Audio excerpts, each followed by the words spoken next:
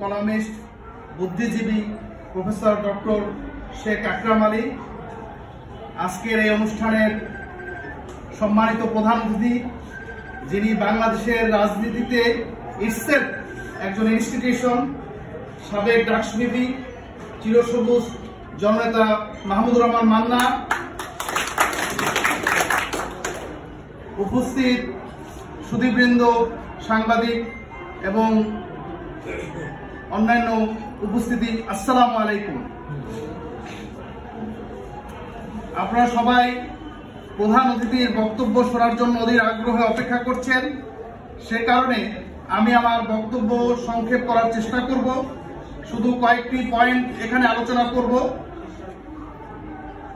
প্রথম কথা হচ্ছে যে আমরা দীর্ঘ 16 বছর 7 মাস পরে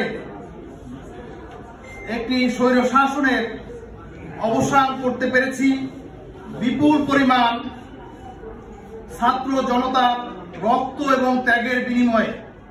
এবং আপনারা জানেন, এই স্বৈরাচারিণী শেখ হাসিনা ক্ষমতা গ্রহণের আগেরও 2 বছর বাংলাদেশে একটি বিরাজনীতিকরণের চেষ্টা শুরু হয়েছিল এবং তারই ধারাবাহিকতায় এই শেখ হাসিনা ক্ষমতায় এসে শুধু রাজনীতি নয়, বাংলাদেশের প্রতিটি ইনস্টিটিউশনকে ধ্বংস করেছে, বিচার বিভাগকে ধ্বংস করেছে, সংবাদপত্রকে ধ্বংস করেছে, আপনার পুলিশ প্রশাসনকে ধ্বংস করেছে, সিভিল প্রশাসনকে ধ্বংস করেছে। আর এ কারণে গত 5ই আগস্ট অনেক রক্তের বিনিময়ে আমরা স্বাধীনতা অর্জন করতে পারলেও আজকে এই বর্তমান অন্তর্বর্তীকালীন সরকার তারা কাঙ্ক্ষিত লক্ষ্যে পৌঁছতে পারছে না। আমরা অত্যন্ত উদ্বেগের সঙ্গে লক্ষ্য করছি যে আজকে পতিত স্বৈরাচারিণী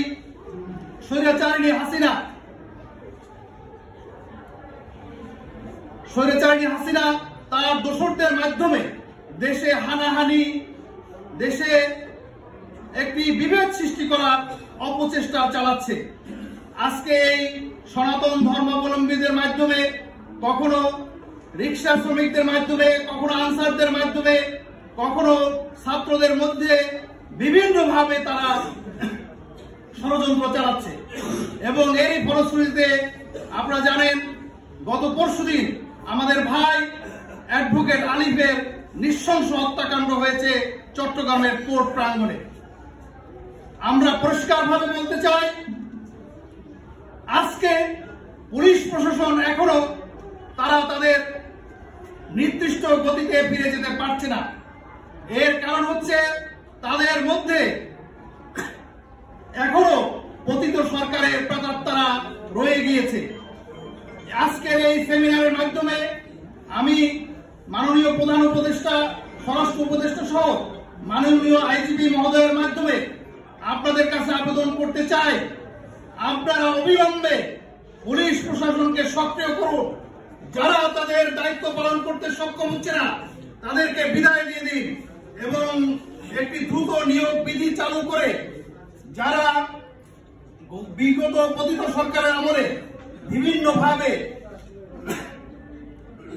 অবহেলা এবং নির্যাতনের শিকার হয়েছে তাদের মাধ্যমে একটি শক্তিশালী পুলিশ ব্যবস্থা গঠন করে এই হানাহানি রাহাজানি বন্ধ করতে হবে। দ্বিতীয়ত, আমরা বলতে চাই, এই বিপ্লবের একটি মূল লক্ষ্য ছিল সুশাসন এবং ভোটাধিকার প্রতিষ্ঠা করা। আজকে এই ভোটাধিকার প্রতিষ্ঠা করার জন্য যেসব সংস্কার প্রয়োজনীয়তা রয়েছে, আমি আশা করছি যে সংস্কার কমিশনগুলো তাদের দায়িত্বগুলো আপনার এই নির্ধারিত সময় ডিসেম্বরের মধ্যে তাদের রিপোর্ট পেশ করার কথা, এই সময়ের মধ্যে তাদের রিপোর্ট পেশ করবেন এবং বাংলাদেশের রাজনৈতিক দল, সুশীল সমাজ, বুদ্ধিজীবী, শিক্ষক যারা রয়েছেন তাদের মতামত, সুনির্দিষ্ট মতামত পেশ করবেন, যার মাধ্যমে আগামী নির্বাচন কালো টাকার প্রভাবমুক্ত নির্বাচন, আপনার লেভেল প্লেইং ফিল্ড সমান থাকবে এরকম একটি নির্বাচন, দুর্বৃত্তায়ন রোধের একটি নির্বাচন আমরা উপহার পাব এবং তার মাধ্যমে একটি গণতান্ত্রিক সরকার ব্যবস্থা প্রতিষ্ঠিত হবে।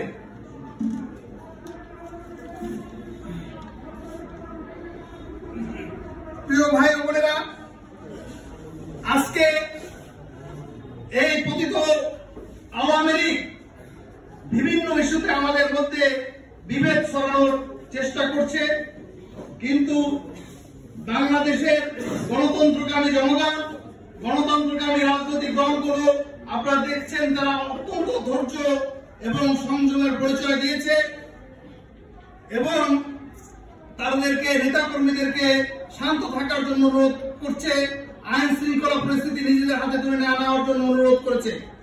কিন্তু শুধুমাত্র রাজনৈতিক দলগুলো তাদের দায়িত্ব পালন করতে হবে না, আজকে এই অন্তর্বর্তীকালীন সরকারকেও এগিয়ে আসতে হবে। যারা এইসব অন্যায় কুকর্মের সঙ্গে জড়িত রয়েছে তাদেরকে দ্রুত বিচারের সম্মুখীন করতে হবে। আর বিগত সরকার আমলে যেসব অন্যায়, দুর্নীতি, গুম, খুন, হত্যাকাণ্ড হয়েছে, যে দুর্নীতির পাহাড় তারা গড়ে তুলেছিল, এদের বিরুদ্ধে আইনানুগ ব্যবস্থা নিতে হবে।